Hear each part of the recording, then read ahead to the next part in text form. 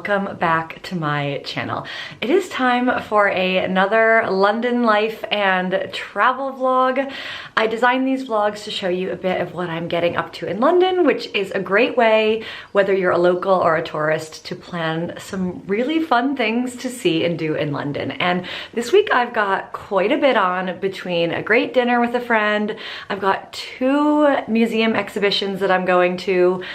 So let's see what we get up to, but starting tonight, to introduce the video, I'm gonna go out with one of my really dear friends in Chinatown in London, and we're gonna go try a place called Viet Food, which is a Vietnamese restaurant. So I've never been. She says it's her go-to spot in Chinatown, so let's go see how it is. So Viet Food was fantastic. And what an entrance. You walk in to Chinatown, you see all the lanterns, and it's right there on the street on your left.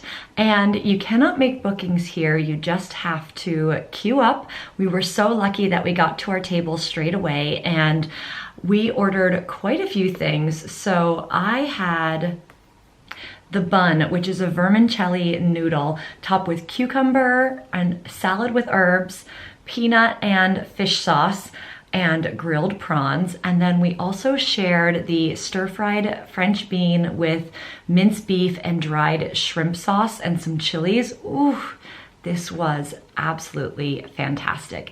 And then afterward, we went to the nearby Savoy Hotel, and although you might have expected us to order cocktails like these fabulous ones on the screen, we actually instead opted for fresh mint tea, which came with some little biscuits and was such a civilized and relaxing way to end the evening. I would definitely recommend both Viet Food and also going to the Ham Yard Hotel either for a cocktail or a really posh cup of tea after a meal. Just both made for the perfect evening, and it was really great to catch up. So tonight I'm actually off to something really fun. I'm going to 180 Studios, and I'm gonna go to an exhibition called Synchronicity. And what's interesting about this exhibition is it plays with the ideas of light, sound, kinetic energy, and it's supposed to be this really wonderful and powerful immersive exhibition. So let's go check it out and see if it lives up to the hype. Hello, it's me again. So just before we get into the Synchronicity exhibition, 2 things. One, I'm really sorry my dryer is running over there in the kitchen. Hopefully you can't hear it too much. Number 2, if you struggle with flashing lights, I would encourage you to skip the next section of this video, because the Synchronicity exhibition is lots and lots of flashing lights. So without further ado, let's jump in. So we had a fantastic time at the Synchronicity exhibition. It's definitely a bit different than the kinds of art exhibitions that I normally go to, and I think that in itself made it a worthwhile experience.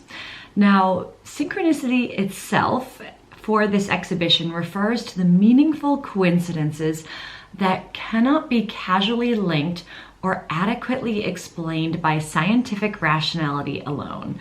And the idea with the exhibition is that Synchronicity would transform the underground spaces at 180 Studios with incredible light, sound, and kinetic works that challenge our perception of reality. And in the exhibition itself, there are 8 large-scale experiential works studying the elasticity of time, the relationship between color and sound frequencies, the mathematical precision of celestial orbits, and even chaos theory. So as you can imagine, I was very curious to see how all of these things would come together. And I really liked the goal of the exhibition when I saw it, which was speaking to wanting to reflect on the ways that we attempt to understand and make sense of the world and our place in it. Very, very deep. And what I thought is, it was interesting to go through the different installations and see what feelings and emotions it triggered in you. Each of them were so different. So different sensory experiences and kind of energetic experiences too, with the plays on kinetic energy. And I remember there was one part where there was a huge green kind of circle, and we couldn't tell it at the time, so we were just chattering away with our friends, and we realized there's like a huge group of people inside. So we were definitely like those people in the exhibition. But overall, I really enjoyed it. I'm really happy that I went with a group of friends, because I think to go on your own, it would be a little bit eerie, just because it's very dark in some of the areas and even in between some of the areas. So it was really nice to have my friends with me, and also to have them to see how each of us were experiencing the different installations in different ways. After the exhibition, we wanted to still hang out for a bit.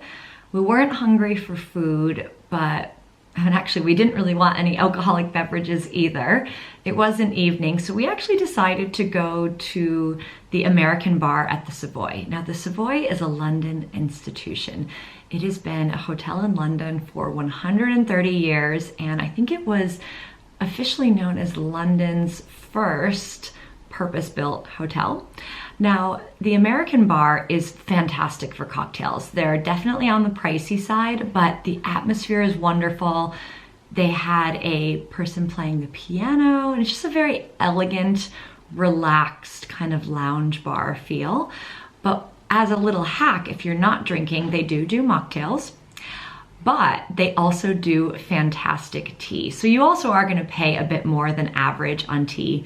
Now, they do a really lovely afternoon tea with all the cakes and all the assortments, but if you just wanna order a really nice pot of tea, you can do that there, and it comes with a lovely little assortment of biscuits. So we did that. We kind of decompressed from the exhibition, we discussed the exhibition, and we just had such a fantastic evening. So I will leave all of the details down below if you are curious. So to put this video in context, I went to Viet Food on Wednesday night, the Synchronicity exhibition on Thursday night. It's now Friday, and I'm just having a really easy, chill Friday, so nothing so much more to film here. But tomorrow, I have such a fun day out, and I'm gonna film that.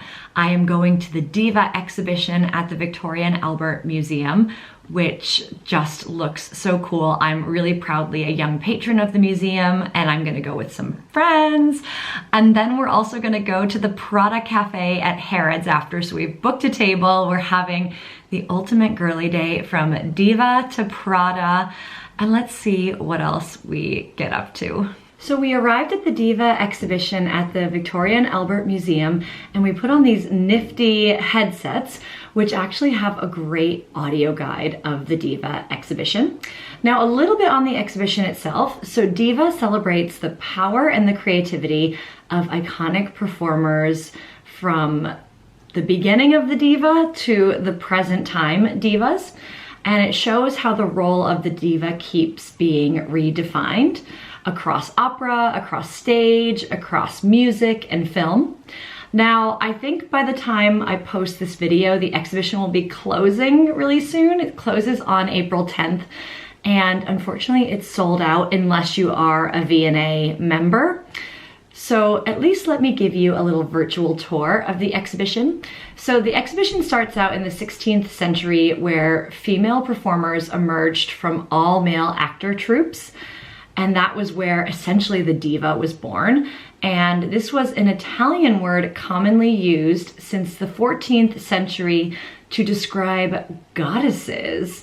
And the diva became a fitting description for these exceptional female performers. And I guess because they had such divine talents, it made them seem otherworldly. Now, in the 18th century, the diva had found her place on stage and was recognized as a woman of exceptional artistic talent and power in the Italian opera. And then as the opera grew in popularity in the 17th and 18th centuries, the diva actually developed cult-like status. And it was quite cool to see who the original divas were, and then the next generations of talent that they inspired. And basically, with the original divas, success, fame, and wealth gave them independence and status unparalleled at the time by any other profession available to women. So quite an interesting thing to see. And then as you see, as time goes on, you get to see where divas had kind of more rights, and it also opened the doors for more female performers, both on stage and in society and even behind the scenes. Then the exhibition goes into the silent film industry, where divas move from stage to screen, and you get to see kind of some of the famous performers of the 1920s and 30s. Then you also get more into kind of the role of the diva evolving, where there was a lot more interest in their private lives outside of the screen, which now we think of the world of celebrity today. I mean, everyone wants to know all about them.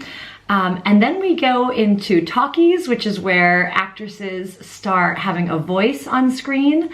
And then we go upstairs, which is what you're seeing now, where we get to see Reclaiming the Diva, and we look at some of the incredible powerhouse modern day divas. And we look where diva isn't just about women, it crosses gender, but it also crosses art, voice, and sense of self. And it's really interesting to see the role the diva plays in pop culture. It's incredible to read the stories of the performers. So many of them are ones that we know and love. And I thought overall the exhibition was just fabulous. You get to see the costumes, some of the video and audio of different divas. And it's just curated so incredibly well. But I think what really hit it home for me was just the role of the diva in history, showing how it became a way for women to become more empowered, but then how that was almost a struggle in different periods over time, where like women got this empowerment, then the empowerment was kind of tried to take away from them, but then it opened more doors for women to be working both in front of the camera and behind the camera, looking at the role that costume and fashion played throughout. It really was a fantastic exhibition. And if you do know a V&A member, you can definitely see if they'll sneak you in before the 10th of April. And if not, I'll leave some more information down below. Next up, we walk down the road to go to the Prada Cafe in Harrods, and when I say everything, and I mean everything is Prada branded, it is absolutely fabulous. And as someone who works in marketing, I just loved this as like a chic brand experience. So I started with a cappuccino, which of course was branded Prada. And basically, the cafe wants to give you a little taste of Milan in Knightsbridge. My friend had a tuna tartare and an aubergine, almost like an aubergine parmigiana, both of which she said were fantastic. My other friend had the butternut squash soup, which was a vegetarian option, which I think comes with a little bit of like a goat's cheese in it, which she also said was fantastic and a much bigger portion than she was expecting. And then I decided to go for a savory croissant, which came with, I think, mozzarella or burrata and tomato. And this was also really good, although I would say my croissant was a little bit dry. But then it made up for it with this really incredible chocolate hazelnut cake, which was so delicious, and I thoroughly loved it. Now, a couple things you need to know about this. We did sit inside, but I guess in the summer season, they do also have an outdoor terrace. I would totally recommend booking because it's really crowded and there was a queue. So if you didn't have a booking, you were waiting in the queue and hoping for a seat. And one thing to say is they don't really have good gluten-free desserts, which is really disappointing because the desserts are so great. So this is my friend with the one small thing that's gluten-free for the dessert, she said was really underwhelming. And she felt a little bit sad just seeing how good all the rest of the desserts looked. But overall, it was a really fantastic experience and one I would definitely recommend checking out. And if you're a marketer like me, just seeing kind of all the Prada branded items was really cool. And I would say, despite my croissant not being the best, the dessert was fantastic. So definitely one I would still say to check out. So after a lovely meal and getting stuffed to the gills at the Prada Cafe, we decided to go on a nice long walk. So the great thing about where Harrods is in London is it's really close to Hyde Park. And this, I'm obviously posting this probably a bit later, but it was a really freezing cold day and parts of the Serpentine were actually frozen. So it was a bit of a fun moment to document just because I don't think I've ever seen parts of the lake there frozen. And we got a really brisk, crisp walk. We stopped for a tea at the Serpentine Cafe to keep us warm while we walked, and it was just lovely. I think that's one of the great things, one of the many great things I love about living in London is there's always so much to see and do. So with that said, I really hope that you enjoyed this vlog. I have gotten up to quite a few fun things over the course of this week and weekend, and I just hope you enjoyed it. If you did, please hit that like button. That really means a lot to me. I would love it if you left a comment and let me know what you thought of this video. Have you been to any of the places or exhibitions that I am mentioning? Would you like to go, or is there something else fabulous that you've seen and experienced in London lately? Please leave a comment down below because sharing is caring here on this channel. And I would love it if you subscribe. Subscribing does not cost you anything. It just means that you see my videos when you pop back on YouTube. So thanks again for tuning in, and I will see you soon.